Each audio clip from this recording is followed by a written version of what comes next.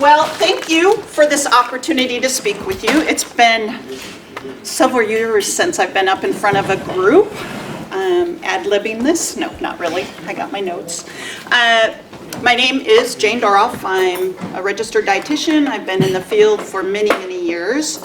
And most of my stint has been in community nutrition, running actually a Meals on Wheels program in Northern California. And then my last stint I have been a clinical dietitian in dialysis up in Coos Bay for a number of years, and also in California. I'm really excited to be here.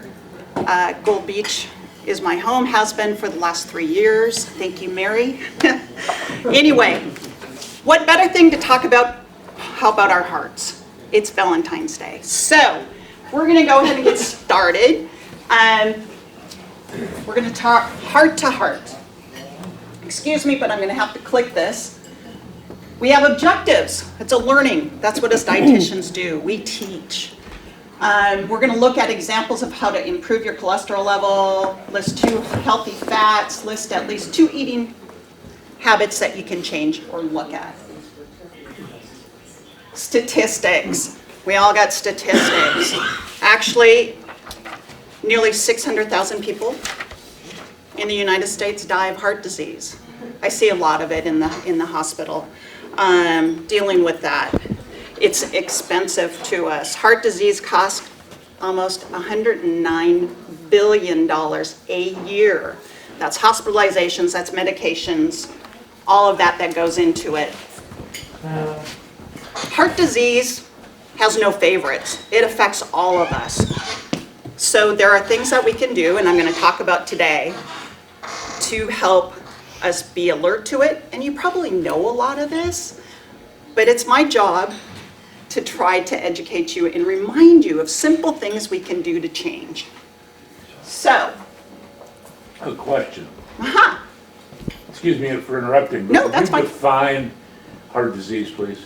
Well, there's a number of things that go into heart disease. You will hear congestive heart failure, heart attacks, cardiovascular disease, and we're going to talk about those. So there's a whole array of heart disease. So it just depends what you're diagnosed with for that. Does that answer your question, or is it more specific? No, okay. We can talk further. Okay. Okay. Thank you. And it'll be answered in the presentation as well of what happens, but sort of what the good news though is that we can, the diet itself affecting the heart. So what are we going to do? And we're going to learn about that. What are those things that we can do to help prevent and improve our heart condition? There's tons of research out there. And what are those things that have been known that cause heart disease? Any ideas? Saturated fats. Saturated fats. How about trans fats as well?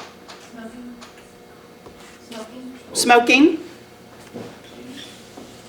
Obesity. Those are really the 3 things that we're going to look at today as well.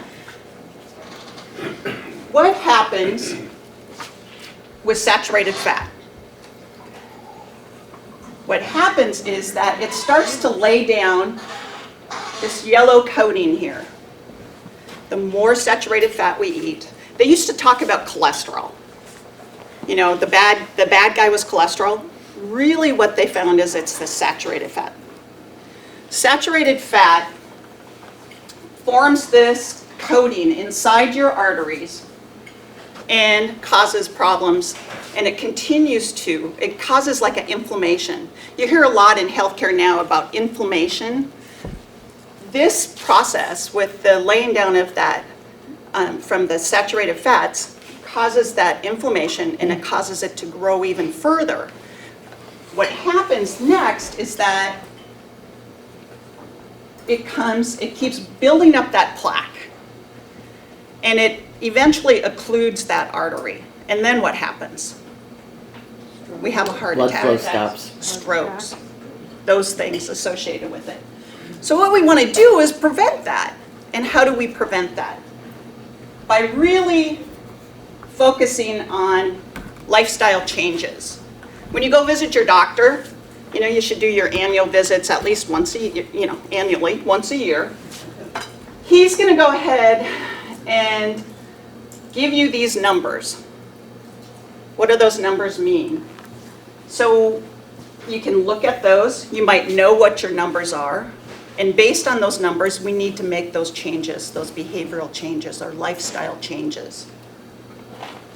I'm not going to go into those, but just for your reference to look at.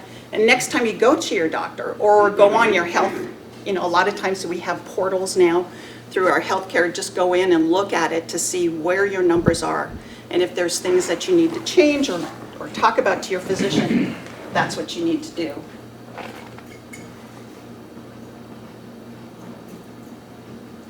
The other indicator, body mass index. That's telling us where we are on the scale with our weight.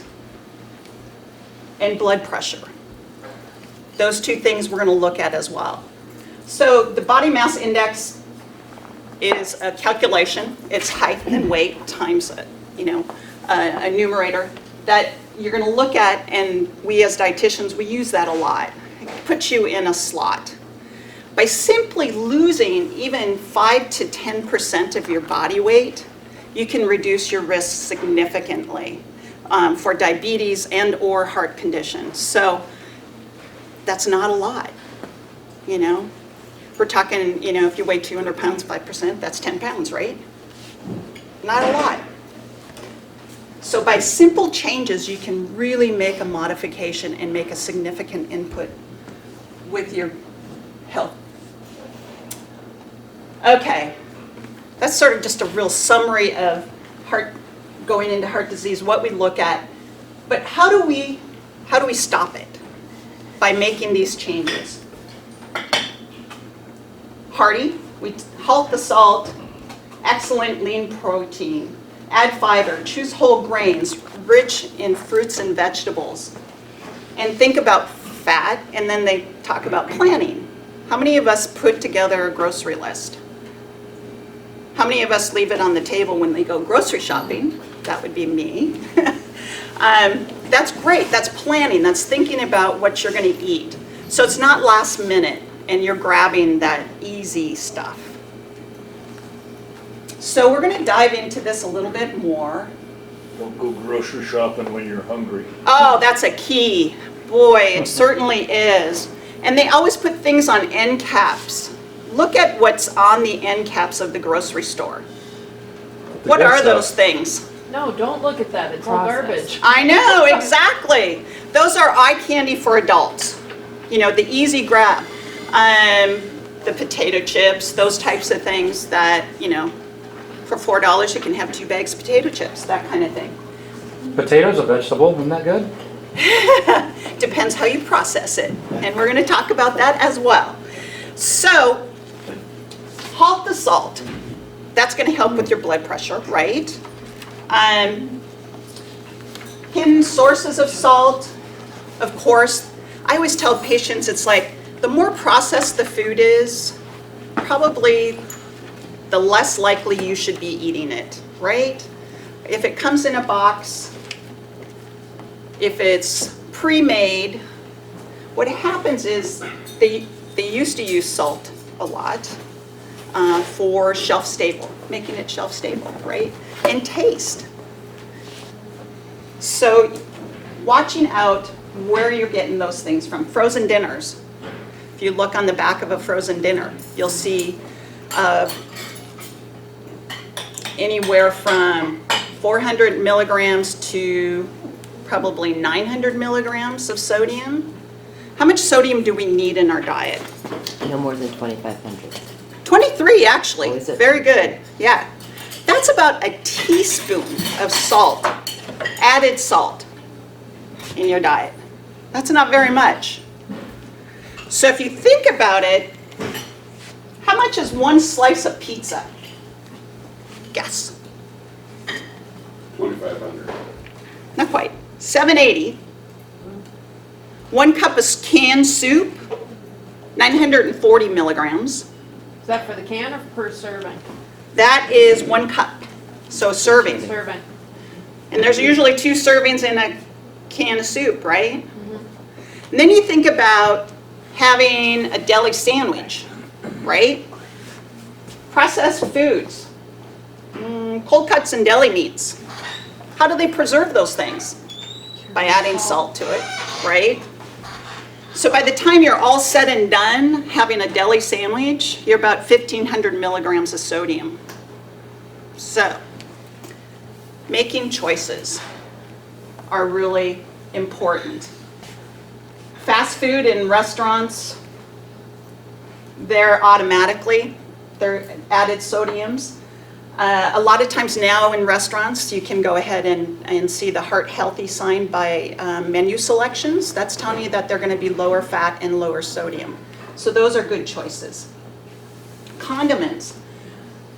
You know, soy sauce, now you can go and find light soy sauce, which is great. Ketchup things, use half of it. You've just cut your sodium in half. Do you need all of those? So simple ideas to do changes with.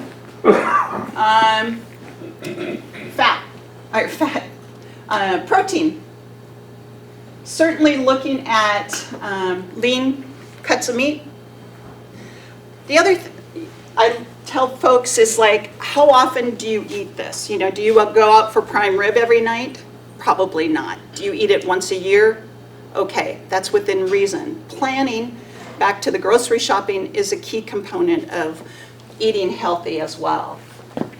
Lean types of protein, low-fat dairy products, up to 5 eggs per week, or egg whites are okay.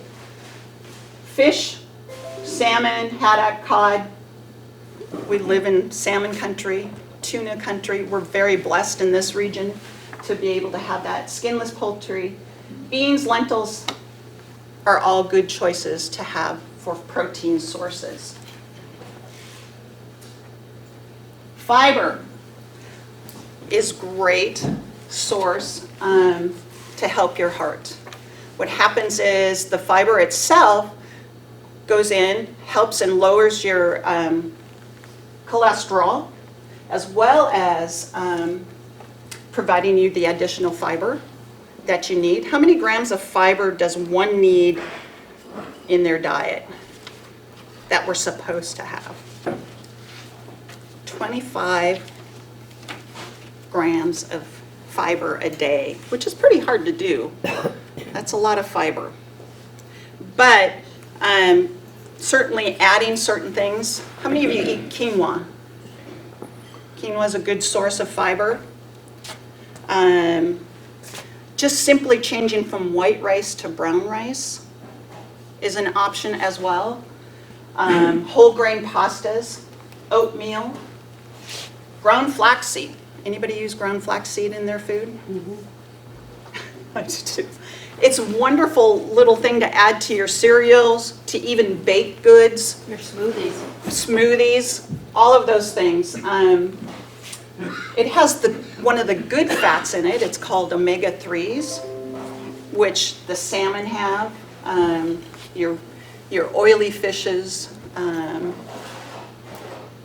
Those are all good sources. So certainly when you look to purchase and try to buy things that are higher in fiber, look to see that they have greater than 5 grams per serving in it. That talks about cereals, but even in your breads, looking for those sources to have that fiber per serving of 5 grams or greater is really beneficial with that.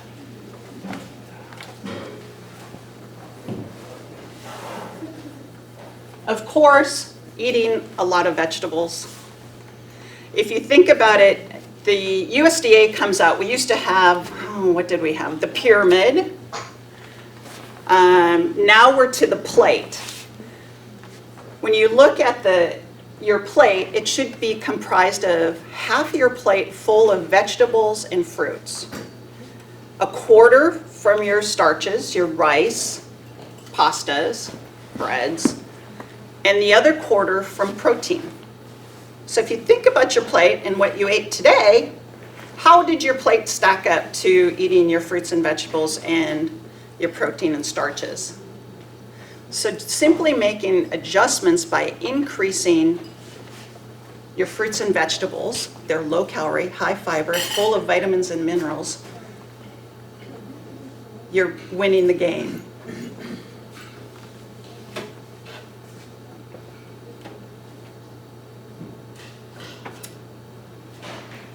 So where's the fat?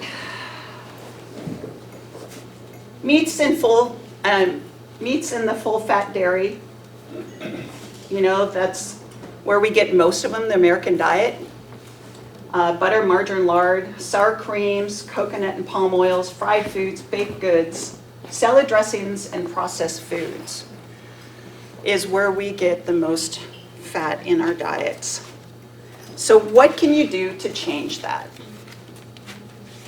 Back to the proteins, choose leaner protein sources, your fish, your legumes, things like that.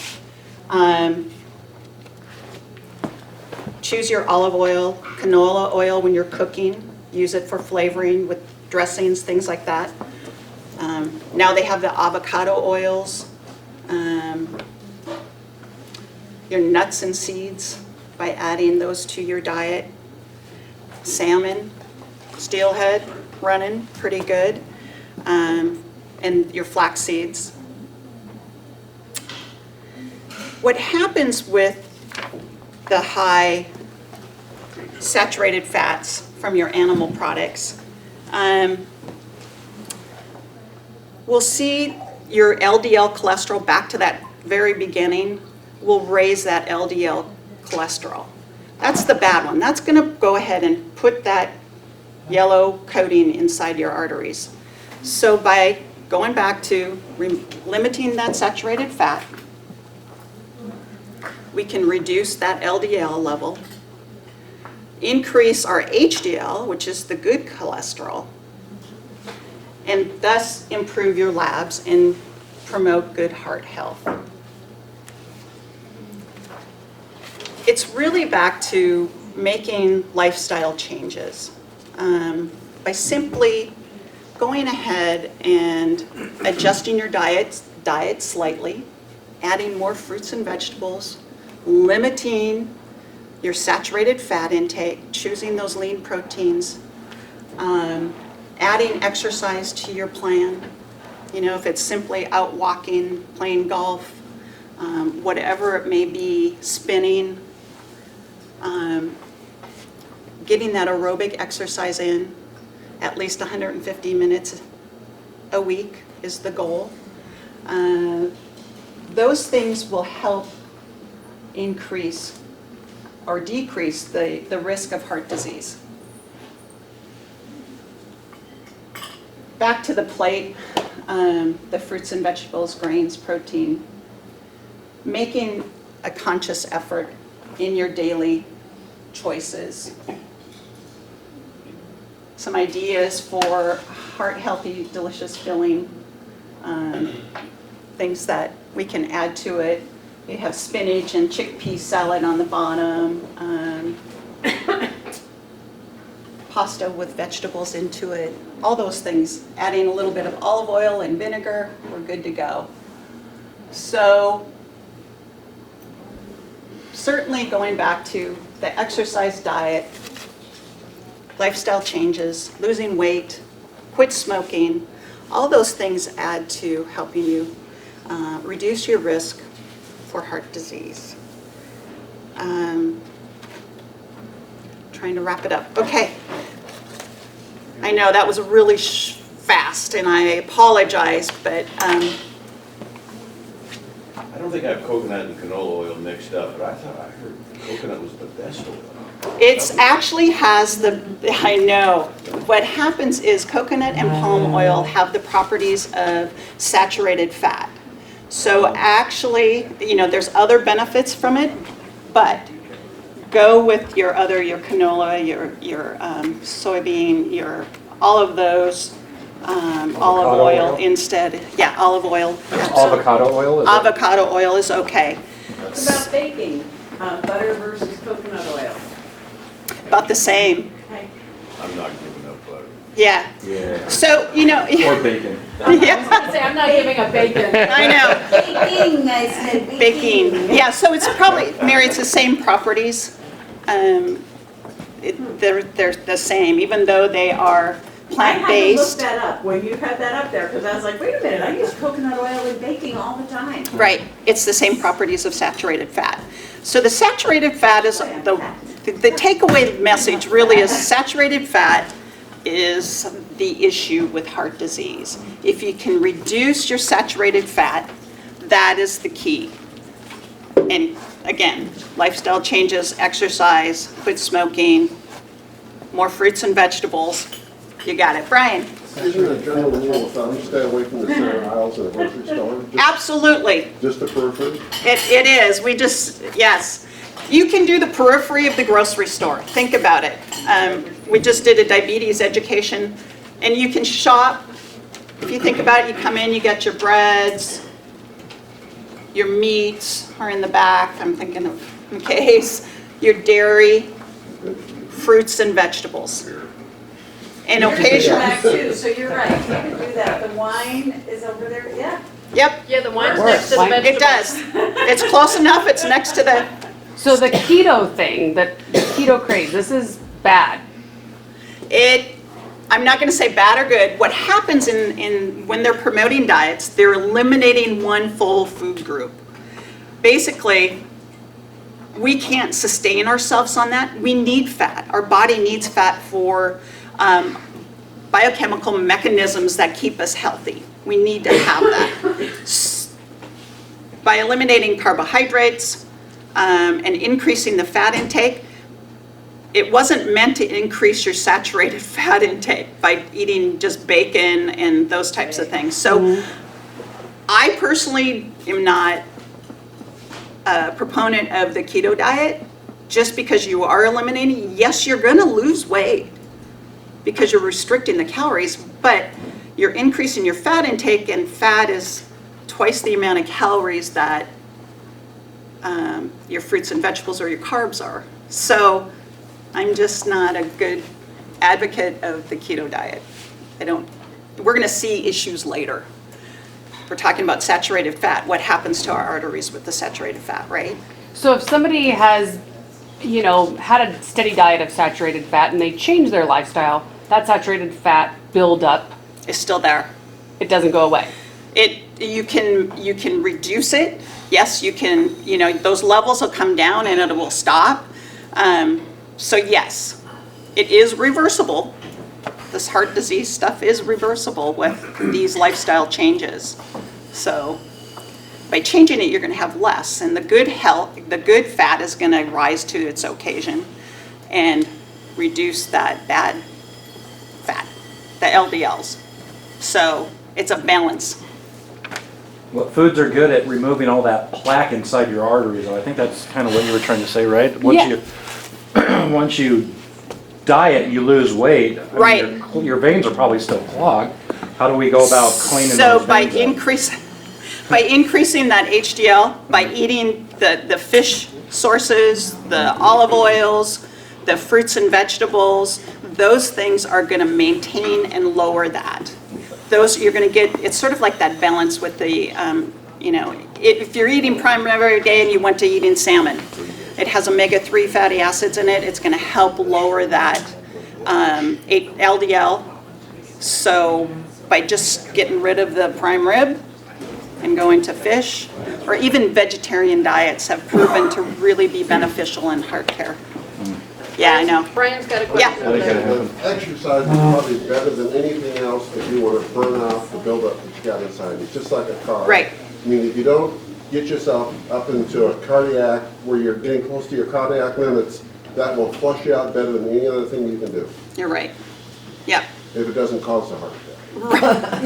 Right. What doesn't Right. kill you makes you stronger. Right. Absolutely. It is. It's sort of cleaning out the carburetor. And I would imagine your wild game, Wild game is mostly Yeah. lean, your elk, venison, those are great. Even choosing grass-fed beef over regular beef, much leaner, and has the same properties of mostly the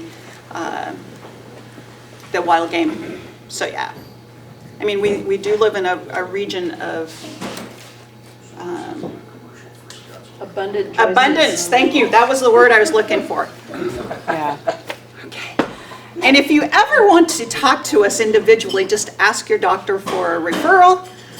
It's a little less, it's more fun one-on-one to do education. Well, thank you very much for So- coming today. Oh,